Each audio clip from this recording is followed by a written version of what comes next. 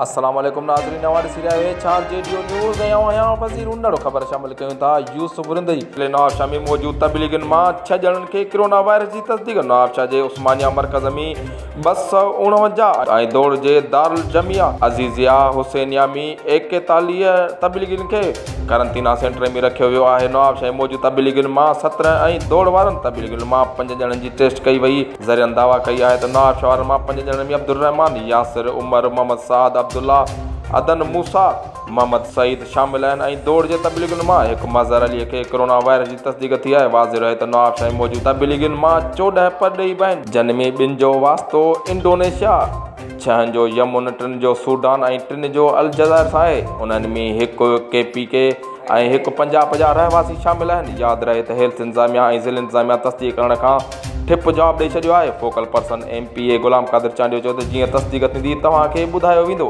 JDO news में फ़िलहालु एतिरो ई। वधीक ख़बरुनि ऐं अपडेट्स लाइ ॾिसंदा रहो JDO न्यूज़।